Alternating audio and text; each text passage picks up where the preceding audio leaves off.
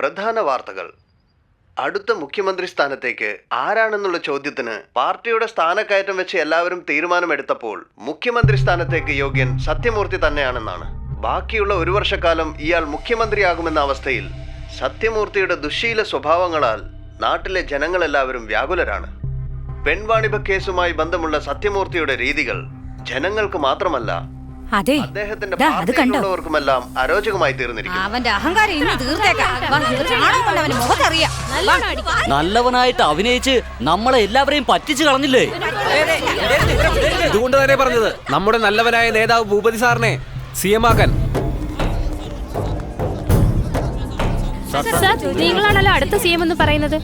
ഞാൻ CM ആവുന്നു? എന്ത് ചോദ്യം ഇത്? ഇതെല്ലാം പ്രതിപക്ഷത്തിന്റെ കളികളാ. സത്യമൂർത്തി സാർ നല്ലവനാണെന്ന് ഞാൻ നിരൂപിക്കും. അദ്ദേഹത്തെ CM ആക്കാതെ ഞാൻ അടങ്ങില്ല. എഴുത്. ഇവനെല്ലാം ഒരു നേതാവാണോ? രാഷ്ട്രീയത്തിൽ ഇരിക്കുന്ന ഒരു പെണ്ണിനെ അശ്ലീല ചിത്രങ്ങൾ കാണിക്കുന്നു. ഇവനൊക്കെ മുഖ്യമന്ത്രിയായുള്ള അവസ്ഥ? പീഡനവീരൻ സത്യമൂർത്തി രാഷ്ട്രീയത്തിലിരിക്കുന്ന ഒരു സ്ത്രീയോട് ഇയാൾ എങ്ങനെ പെരുമാറിയ സ്വന്തം മോളോട് ഇയാൾ എങ്ങനെയായിരിക്കും പെരുമാറുക? ഇങ്ങനെയുള്ള ഒരാൾ ഒരിക്കലും അധികാരത്തിൽ വരാൻ പാടില്ല. 234 പേരുടെ നടുവിൽ ഒരു ബൊമ്മയായി തലയാട്ടി നിൽക്കാൻ എനിക്ക് കഴിയില്ല. നേരെ CM-ന്റെ സീറ്റിൽ ഇരിക്കാൻ വേണ്ടി ഒരു MLA പോലും ആകാതെ നിൽക്കുവാ ഞാൻ. വേറൊരുത്തൻ മേളിലോട്ട് പോയതേ ഉള്ളൂ. തക്കം നോക്കി താൻ കയറി ഇരുന്നല്ലോ. ഇയാൾ മേളിലോട്ട് പോകുന്നതിന് മുമ്പ് ഞാൻ പോകുന്ന ഒന്ന് രാജിവെച്ചുകൂടെ? മുഖ്യമന്ത്രിയാകാൻ ഞാൻ ആഗ്രഹിച്ചതല്ല, ജനങ്ങളാണ് തീരുമാനിച്ചത്. ജനങ്ങൾ പറയട്ടെ, ഞാൻ മാറാം. ജനങ്ങൾ ആ മണ്ടന്മാർക്ക് എങ്ങനെ പറയാൻ കഴിയും? അവന്മാര് താനെന്തോ ആനയോ ചേനയാന്ന് കഴിയും തലയിലെടുത്ത് വെച്ചിരിക്കുക. മനസ്സിലായല്ലോ? നിന്നെപ്പോലെ ഒരുത്തൻ മുഖ്യമന്ത്രിയാകാൻ ഞാൻ ഒരിക്കലും സമ്മതിക്കില്ലടാ. ഇവിടെ നിന്ന് വേഗം പോ. ഉത്തരവ് പോലെ. നമ്മുടെ പാർട്ടിയുടെ നേതാവ് തങ്കക്കുട്ടൻ, ഈ രാജ്യത്തിന്റെ ശക്തി ശ്രീമാൻ സത്യമൂർത്തി സാറിനെ ഈ കേരളത്തിന്റെ മുഖ്യമന്ത്രിയായി നമ്മളെല്ലാവരും ചേർന്ന് തെരഞ്ഞെടുത്തിരിക്കുന്നു. ഇങ്ങോട്ട് വാ സാറേ, ഇങ്ങോട്ട് വാ. നേതാവ് സത്യമൂർത്തി, നേതാവ് സത്യമൂർത്തി, നേതാവ് സത്യമൂർത്തി, നേതാവ് സത്യമൂർത്തി. അഭിനന്ദനം സാർ. വളരെ സന്തോഷം. നമസ്കാരം നേതാവേ. വീട്ടിലെല്ലാവർക്കും സുഖം തന്നെയല്ലേ? പറയൂ സാറേ. കലക്കി. ശരി. നിങ്ങൾക്ക് വേണ്ടിയില്ല എല്ലാം. പുതുശ്ശേരിയിലെ MLA. ഒരു മിനിറ്റ്, എന്താണെന്ന് നോക്കുമോളെ. MMS പോലും നോക്കാൻ അറിയില്ല നേതാവേ. അതെ. നിങ്ങളൊക്കെ ഒരു നേതാവാണോ? എല്ലാവരും നോക്കിക്കേ, ഇത്രയും ആൾക്കാർ കൂടി നിൽക്കുമ്പോ ഒരു ആവാസത്തര ഇയാളെന്നെ കാണിച്ചത്. എല്ലാവരും ഇത് കണ്ടില്ലേ? അയാളുടെ മോളുടെ പ്രായമുള്ള എനിക്ക്, എന്നിട്ട് ഇങ്ങനത്തെ ചിത്രം കാണിക്കാൻ കൊള്ളാമോ? പാർട്ടിയിൽ പിടിച്ചു നിൽക്കണമെങ്കിൽ ഇതൊക്കെ ഞങ്ങൾ അനുഭവിക്കുന്നതാണോ? എന്തുകൊണ്ടാ ഇത് പുറത്ത് പറയാഞ്ഞത്?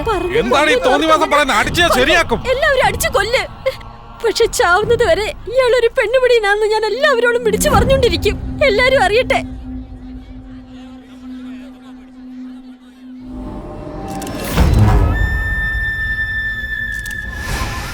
പക്ഷെ ചാവുന്നത് വരെ ഇയാളൊരു പെണ്ണുപിടിയാണെന്ന് ഞാൻ എല്ലാവരോടും പിടിച്ചു പറഞ്ഞുകൊണ്ടിരിക്കും. എല്ലാരും അറിയട്ടെ. ഹലോ അച്ഛാ, എന്താ ചെയ്ത്? എന്തൊക്കെയാ കേക്കുന്നേ? അച്ഛൻ തെറ്റൊന്നും ചെയ്തില്ല മോളെ. അച്ഛാ, അച്ഛാ, അച്ഛാ, അച്ഛാ.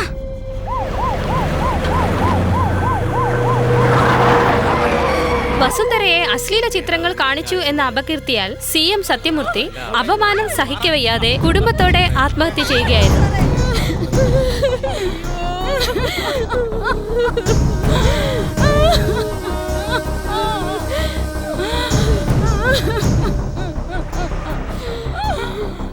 സാറേ, സാറേ, അയ്യോ സാറേ, സാറേ, അയ്യോ എന്താ ഇത്? അയ്യോ സഹിക്കാൻ പറ്റത്തില്ല. അയ്യോ, എവിടെയാടാ മീഡിയ? എവിടെയാടാ എല്ലാവരും? സത്യം എന്താണെന്നറിയാതെ ഞങ്ങളുടെ നേതാവിനെ എല്ലാവരും ചേർത്ത് കൊന്നില്ലേ? എത്ര നല്ല മനുഷ്യനായിരുന്നു.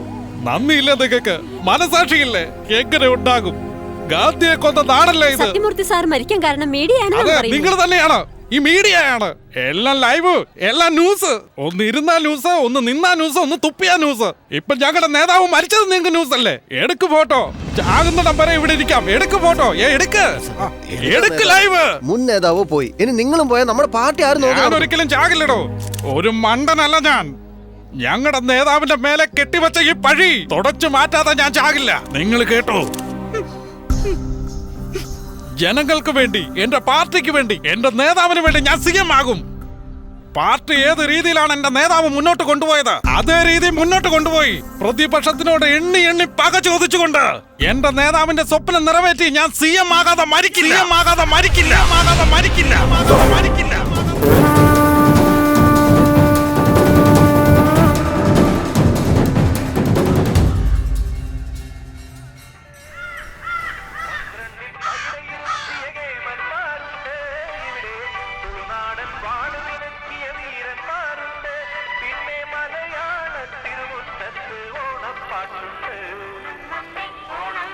സു.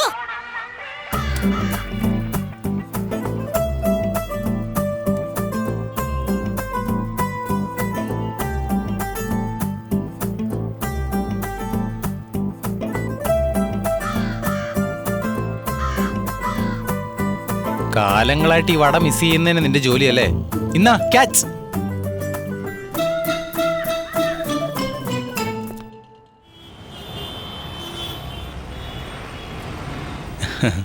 ബിസി സിറ്റി വിത്ത് ബിസി സിറ്റിസൺസ്.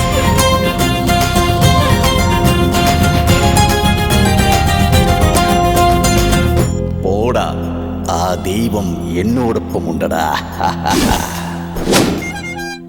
സാറേ, നിങ്ങളെ വിളിച്ചത്. എന്നെയാണോ വിളിച്ചേ? വാ സാറേ ഇങ്ങോട്ട്. എന്താ കാര്യം? സാറിന്റെ കാർ എന്താ പഞ്ചറായോ? ഇല്ലില്ല. ഇതെന്താ റിസപ്ഷൻ എന്നിട്ട് ഓടി വന്ന പോലെ ഉണ്ടല്ലോ, കോട്ടൊക്കെ ഇട്ടുണ്ട്.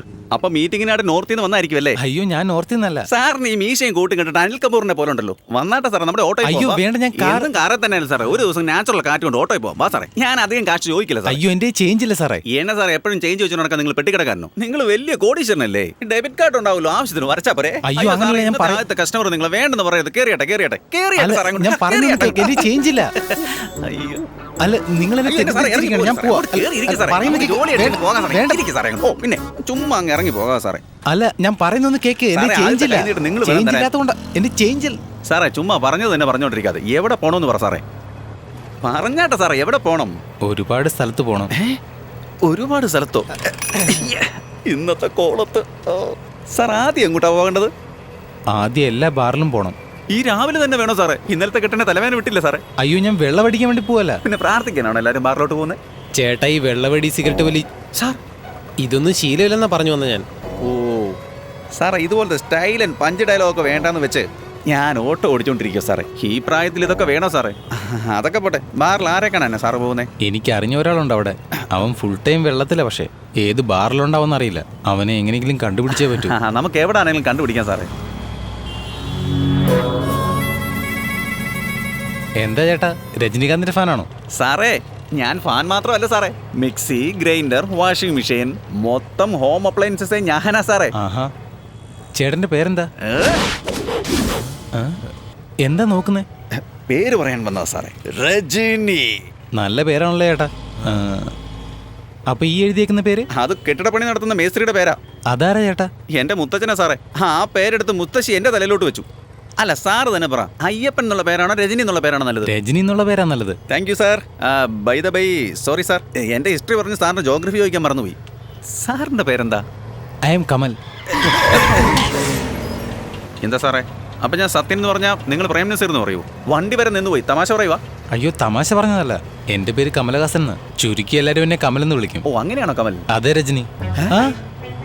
സാർ, രജനി കമൽ. കാശ് കൊടുത്ത പോലെ ഇത്രയും കോമ്പിനേഷൻ കിട്ടില്ല സാറേ. സാർ, നമുക്ക് ഉണ്ട് സാറേ, പൊരുത്ത ഉണ്ട് സാറേ. വെറുതെ ഓട്ടോയിൽ കയറില്ലെന്ന് വാശി പിടിച്ചിട്ട്. അതൊക്കെ പോട്ടെ സാറേ, സ്വന്തം നാട് ഇവിടെ ആലപ്പുഴയാ? അല്ല രജനി, കാരാപ്പുഴയാ. കമൽ സാറേ, എന്റെ നാടിന്റെ അടുത്താണോ? അതെ സാർ, എന്റെ നാട് കോടിമത. ആഹാ. അല്ല സാർ, ഇവിടെ എന്ത് ജോലിക്കാ സാർ വന്നത്? റെയിൽവേ മിനിസ്റ്റർ കാളിദാസനെ കാണാൻ വന്നത്. അവരെന്തിനാ സാറ് കാണാൻ വന്നത്? കാരാപ്പുഴയ്ക്ക് അടുത്താണ് എൻ്റെ സ്വന്തം നാട്. അവിടെയാണ് ഞങ്ങളുടെ തറവാട്ട് വീടും. എത്ര തലമുറ അവിടെ ജീവിച്ചു എന്നറിയില്ല. ഉണ്ടായിരുന്ന സ്വത്തുക്കളെല്ലാം വിറ്റ് ഞങ്ങളുടെ വീടൊരു സത്രമാക്കി. ഞങ്ങളുടെ വീട്ടിൽ എപ്പോഴും പാചകം നടന്നുകൊണ്ടേയിരിക്കും. ചേച്ചി, എത്ര നേരമായി? ഒന്ന് വേഗം നാട്ടെ. ചേട്ടാ, സാമ്പാർ റെഡിയായോ? എന്താ ചേട്ടാ, ഉപ്പുമില്ല പുളിയില്ല, ഒന്ന് വേഗം നാവട്ടെ. വിശപ്പോടെ വന്നവർ വയറ് നിറഞ്ഞു പോകണമെന്ന് എൻ്റെ മുത്തശ്ശൻ പറയും. ജീവിതം സന്തോഷകരമായിരുന്നു. ഞങ്ങളുടെ വീടിനോട് ചേർന്നൊരു റെയിൽവേ ക്രോസ് ഉണ്ടായിരുന്നു. അവിടെ ട്രാഫിക് അധികം ആയതുകൊണ്ട് അതിനോട് ചേർന്നുള്ള സ്ഥലത്ത് ഒരു സബ്വേ ഉണ്ടാക്കണമെന്ന് റെയിൽവേ ഡിപ്പാർട്ട്മെന്റ് തീരുമാനിച്ചു. ആ സ്ഥലത്തിനു വേണ്ടി റിയൽ എസ്റ്റേറ്റുകാർ ചെയ്ത ക്രമക്കേട് കൊണ്ട് ഞങ്ങളുടെ വീടിരുന്ന സ്ഥലത്ത് സബ്വേ നിർമ്മിക്കാൻ തീരുമാനിച്ചു. അതുകൊണ്ട് വീടിടിക്കാനും തീരുമാനമായി. മോനെ, ഇപ്പൊ ജീവനോടെ ഇല്ലെങ്കിലും നിന്റെ അച്ഛനും അമ്മയും ജീവിച്ചതാ ഇവിടെ. മറ്റുള്ളവരുടെ കണ്ണിൽ വേണമെങ്കിൽ ഇതൊരു കെട്ടിടമായി തോന്നാം. ഇത് നമ്മുടെ വംശത്തിന്റെ ഓർമ്മയ്ക്കുള്ളതാണ്. ഒരു കാരണം കൊണ്ടും ഇത് കൈവിടാൻ പാടില്ല മോനെ. എനിക്കറിയാം മുത്തശ്ശ, ഇത് വെറും വീടല്ല, എൻ്റെ ജീവന. വിട്ടുകൊടുക്കുമോ ഞാൻ? അച്ഛൻ പേടിക്കണ്ട. തിരുവനന്തപുരത്ത് പോകുന്നു, മന്ത്രിയെ കാണുന്നു, അപേക്ഷ കൊടുക്കുന്നു, വീട് തിരിച്ചെടുക്കുന്നു. അനുഗ്രഹിക്കണം. നന്നായി വാ മോനെ, സൂക്ഷിച്ചു പോ.